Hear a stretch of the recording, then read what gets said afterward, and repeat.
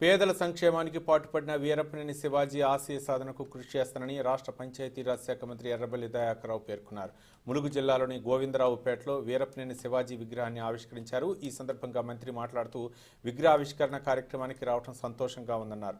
1982 నుంచి శివాజీ ఈ ప్రాంత అభివృద్ధికి కృషి చేశారని ఆయన కొనియాడారు. స్వరాష్ట్రంలో అప్పటి ముఖ్యమంత్రి ఎన్టీఆర్ను ఒప్పించి గోవిందరావుపేటను మండలంగా ఏర్పాటు చేయించారని ఆయన కొనియాడారు. 70 సంవత్సరాల పుట్టినరోజు మనం ఈ 75 సంవత్సరాల పుట్టినరోజు కూడా ఈ శుభ కార్యక్రమంలో కూడా ఆయన విగ్రహ ప్రతిష్ఠ చేసుకోవడం శివాజీ గారికి నాకు బాగా సన్నిహిత సంబంధం. ఎందుకంటే నేను ఎన్టీ రామారావు గారికి వరంగల్కి వస్తాడు.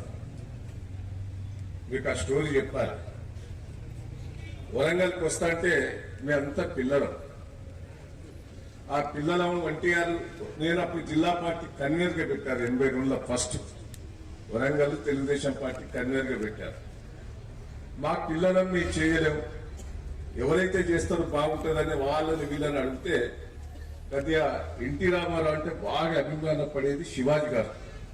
అనేక కార్యక్రమాలు, వ్యవసాయ కార్యక్రమాలు కానీ, వ్యాపార కార్యక్రమాలు కానీ చేసుకున్నాం. మన అందరినీ 1982 పూజ్యులు ఎన్టీ రామారావు గారి సాన్నిహిత్యంలో మేమందరం కలిసి నాయకులందరూ కూడా తెలుగుదేశం పార్టీ ఆనాడు ఎన్టీ రామారావు గారికి దగ్గర అవటం, తర్వాత పార్టీ అధికారంలోకి రావటం, అన్నగారి సుపరిపాలన కూడా మనం అందరం అనుభవించాం. ఆ రకంగా ఈ ప్రాంతానికి గుర్తింపు తీసుకొచ్చి